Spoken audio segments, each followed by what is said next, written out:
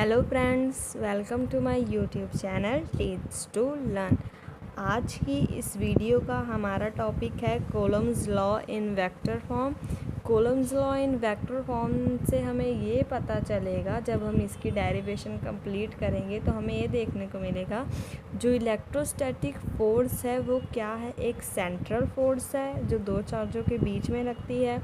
Central force का मतलब ये है कि it acts along the line joining between two charges.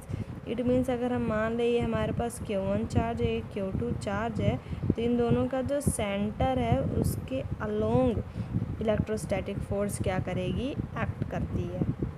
ये हो गई सेंट्रल फोर्स के बारे में बात। ये सब हमें जब हम इसकी डेरिवेशन कंप्लीट करेंगे तो हमें समझ आ जाएगा वो कैसे इस तरह एक्ट करती है। तो चलिए हम शुरू करते हैं। Consider two charges Q1 and Q2 which are at a distance r placed in free space। हम इसमें दो चार्ज लेंगे जो कितने डिस्टेंस पे प्रेजेंट है, r डिस्टेंस पे, और उन दोनों चार्जों को रखा कहाँ हुआ है, फ्री स्पेस में। अब इसमें हम क्या करेंगे, दो केस डिस्कस करेंगे। केस 1 में हम क्या लेंगे, Q1 Q2 का जो प्रोडक्ट है वो क्या होगा, 0 से बड़ा होगा। It means Q1 Q2 charge क्या होंगे, एक दूसरे के ऑपोजिट चार्ज होंगे, सिमिलर चार्ज होंगे। ये दोनों पॉजिटिव चार्ज भी हो सकते हैं, दोनों नेगेटिव चार्ज भी हो सकते हैं। और केस 2 में हम क्या लेंगे, Q1 Q2 लेस देन 0 होगा। इट मीन्स वो दोनों क्या होंगे, ऑपोजिट चार्ज होंगे। तो डिस्कस करते हैं सबसे पहले केस 1 के बारे में। If Q1 Q2 greater than 0, it means both the charges are of same kind and they will repel each other। ये बात तो हमें पता ही है, अगर सेम काइंड के होंगे तो वो क्या करेंगे, एक दूसरे को रिपेल करेंगे। हमने ले लिया Q1 and Q2 charge present at distance r। सबसे पहले इसमें हम ये देखते हैं, अगर हम क्या करें, Q2 चार्ज को स्टेशनरी मान लें। इट मीन्स अगर आप देख लें कि मेरे पास यहाँ पे मेरी दो उंगलियाँ हैं और इन्हें अगर हम माने कि ये क्या है, मैग्नेट है, और इन्हें हमने दोनों मैग्नेट के नॉर्थ पोल एक साइड कर रखे हैं। अगर इस वाले मैग्नेट को मैं पकड़ लूँगी तो ये मैग्नेट तो मूव करेगा नहीं, इस मैग्नेट के कारण ये मूव नहीं करेगा। इट मीन्स Q2 मैग्नेट में इतनी शक्ति है कि वो Q1 को इधर धकेल सके, क्योंकि Q2 तो फिक्स्ड है, Q2 तो मूव नहीं करेगा, पर Q1 को तो मूव होना पड़ेगा क्योंकि दोनों में क्या हो रही है, रिपल्शन हो रही है। पर ये स्टेशनरी होने के कारण इसके पास, Q2 के पास ज़्यादा फोर्स है कि वो Q1 को क्या करे, इधर मूव कर दे। तो वही हमने यहाँ देखना है। Q2 चार्ज स्टेशनरी है, इट मीन्स जो फोर्स एक्ट होगी वो किस पे एक्ट होगी, Q1 चार्ज पे। तो फोर्स एक्ट कर रही है on first charge due to second, इसीलिए F12 लिया है। इसका मतलब ये है force acting on first charge due to second charge. Force का फॉर्मूला पता है, 1/4πε0 into Q1 Q2 bye r²। r21 क्या है, डायरेक्शन है डिस्टेंस की कि Q1 कहाँ से मूव कर रहा है, 2 से 1 की तरफ जा रहा है। इट मीन्स ऐसे था, पर जो ये इसे इधर फोर्स लगा के मूव कर रहा है तो Q2 से फोर्स लग के उसे इस तरफ जाना पड़ रहा है। डिस्टेंस दिखाया है, इट मीन्स 2 से वो कहाँ जा रहा है, 1 की तरफ फोर्स लगते हुए जो Q1 चार्ज इधर मूव कर रहा है।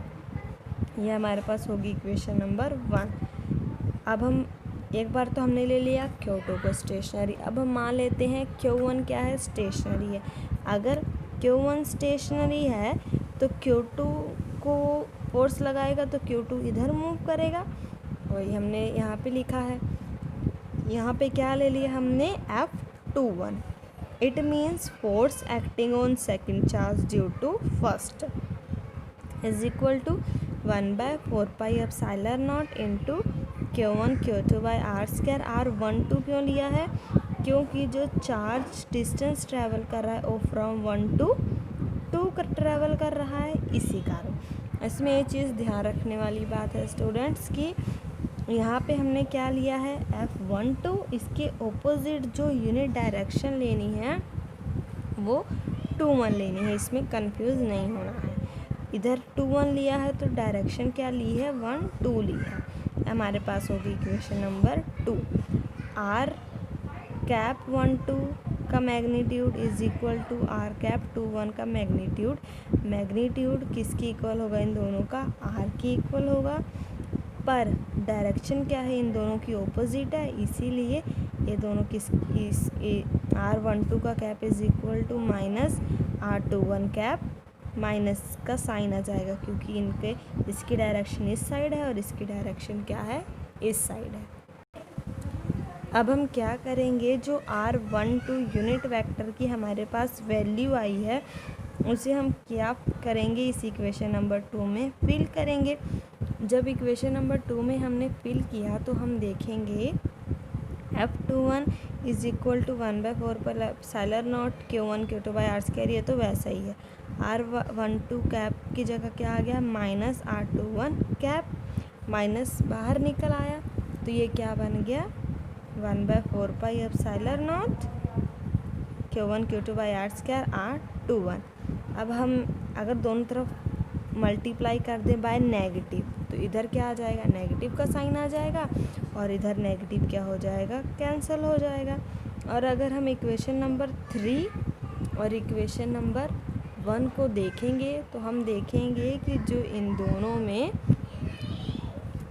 दोनों में क्या है, जो राइट हैंड साइड है वो क्या है सेम है 1 और 3 इक्वेशन में, तो लेफ़्ट हैंड साइड भी सेम होगा। इसका मतलब क्या हुआ, जो F12 है वो किसके इक्वल आ गया, माइनस ऑफ F21। ये होगी हमारे पास केस फर्स्ट की डेरिवेशन।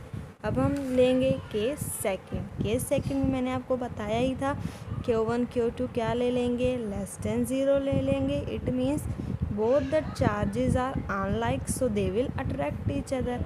अनलाइक हैं इसीलिए एक दूसरे को क्या करेंगी, अट्रैक्ट करेंगी। इसमें भी हमने वैसे ही किया, Q1 Q2 दो चार्ज ले लिए और सेपरेटेड बाय डिस्टेंस r। अब इसमें भी वैसे ही करेंगे, Q2 चार्ज को स्टेशनरी लिया है तो फोर्स किस पे एक्ट करेगी, Q1 पे। अब इसमें भी अब ये दोनों चार्ज हैं, Q1 है और Q2 है, अब ये दोनों ही एक दूसरे को अट्रैक्ट करेंगे।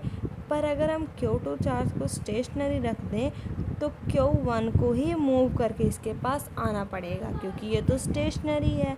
सारी फोर्स किस पे लगेगी, Q1 पे लगेगी और किसकी डायरेक्शन में लगेगी, इस डायरेक्शन में 1 से 2 की डायरेक्शन में। वही हमने यहाँ पे देखना है। इसमें हमने लिखा F12, it means force acting on first charge due to second, किसकी इक्वल है 1/4 pi epsilon nought into Q1 Q2 by R square. और यूनिट डायरेक्शन की वेक्टर की डायरेक्शन हमने क्या ली है R12, क्योंकि जो डायरेक्शन ट्रेवल हो रही है वो फ्रॉम 1 से 2 हो रही है। तो अब ये होगी हमारे पास इक्वेशन नंबर फर्स्ट। अब हम मान लेंगे Q1 चार्ज को स्टेशनरी। अगर Q1 चार्ज स्टेशनरी है तो फोर्स किस पे लगेगी, सेकंड चार्ज पे लगेगी ड्यू टू फर्स्ट चार्ज। अब Q2 चार्ज को मूव करके इसके पास आना होगा तो F21 vector is equal to 1/4 pi epsilon nought into Q1 Q2 by R square. Distance कहाँ से कहाँ तक ट्रेवल हो रहा है, 2 से 1 की तरफ ट्रेवल हो रहा है, तो इधर भी 2-1 इधर भी 2-1 लग जाएगा। पर ये बात का ध्यान रखना है, जब हमने Q1 Q2 ग्रेटर देन 0 लिया था तो उसमें फोर्स की डायरेक्शन और यूनिट वेक्टर की डायरेक्शन दोनों की डायरेक्शन क्या थी, चेंज थी। पर इस केस में जब हमने Q1 Q2 लेस देन 0 लिया है तो उसमें क्या आ रही है, सेम आ रही है। और इसमें एक बात ये भी सोचने वाली है कि हम आखिर यहाँ पे डायरेक्शन दिखा क्यों रहे हैं। तो ये देखिए, हमने यहाँ पे फोर्स क्या लिया है, वेक्टर फॉर्म में लिया है। अगर हम इसे मैग्नीट्यूड के फॉर्म में लेते तो हमें डायरेक्शन बताने की ज़रूरत नहीं थी, पर हमने फोर्स को वेक्टर की फॉर्म में लिखा है। हमें वेक्टर पता है वो क्या बताता है, मैग्नीट्यूड बताता है, साथ में डायरेक्शन भी बताता है। इसीलिए इस वेक्टर को कंप्लीट करने के लिए ये तो हो गया मैग्नीट्यूड, और मैग्नीट्यूड के साथ डायरेक्शन भी बतानी ज़रूरी हो गई, तो ये हो गई डायरेक्शन। ठीक है, इसमें भी R12 के इक्वल है मैग्नीट्यूड में, बट ऑपोजिट है इन डायरेक्शन। तो R21 की हम वैल्यू किस में पुट करेंगे, इक्वेशन 2 में। जब हमने इसमें फिल करी तो हम देखते हैं कि इधर ये सारी वैल्यू तो सेम आएगी। R21 की जगह क्या आ जाएगा, -R12, माइनस बाहर आ गया। सिमिलरली पिछले केस की तरह ही कंटिन्यू करेंगे, इसे भी मल्टीप्लाई करेंगे बोथ साइड बाय नेगेटिव। जब नेगेटिव से मल्टीप्लाई किया तो ऐसा हो गया। इसमें भी हम इक्वेशन 1 और 3 को देखें तो हम देखेंगे, ये रही हमारे पास इक्वेशन 1 और ये रही इक्वेशन 3। इसमें भी देखेंगे तो क्या देखेंगे, जो राइट हैंड साइड है वो दोनों की क्या है, सेम है। राइट हैंड साइड सेम है तो हम क्या करेंगे, लेफ्ट हैंड साइड भी सेम लिखेंगे। इसीलिए F12 किसके इक्वल आ गया, -F21। ये हो गई हमारे पास इसकी डेरिवेशन। इस डेरिवेशन से एक बात तो हमें ये पता चली कि जो फोर्स है वो कैसे एक्ट करती है, इक्वल एंड ऑपोजिट। फोर्स हमेशा equal and opposite he act करेगी। और हमें पता है जो R12 है या R21 है, ये क्या है, पोजीशन वेक्टर है, यूनिट वेक्टर है, और ये कैसे एक्ट कर रहे हैं, along the line joining the two charges. दो चार्जेस के लाइन ज्वाइनिंग ही एक्ट कर रहे हैं। इसका मतलब हम ये कह सकते हैं कि जो इलेक्ट्रोस्टैटिक फोर्स है दो चार्जेस के बीच में, वो कैसे एक्ट कर रही है, सेंट्रल एक्ट कर रही है। जैसा कि मैंने आपको पहले कहा ही, सेंट्रल फोर्स जो होती है वो कैसे एक्ट करेगी, along the line joining the two charges. इन दोनों चार्जेस का जो लाइन ज्वाइनिंग मीन्स इन दोनों ऑब्जेक्ट्स के जो सेंटर का इंटरसेक्शन पॉइंट है दोनों चार्जेस का, वो क्या होगा, सेम होगा। वैसे ही R12 यूनिट वेक्टर और R21 वेक्टर इसे शो कर रहे हैं। होप आप लोग को वीडियो अच्छे से समझ आ गई हो। इस तरह की और वीडियो देखने के लिए मेरे चैनल को सब्सक्राइब करें। वीडियो पसंद आई हो तो इसे लाइक करें। Thanks for watching my video.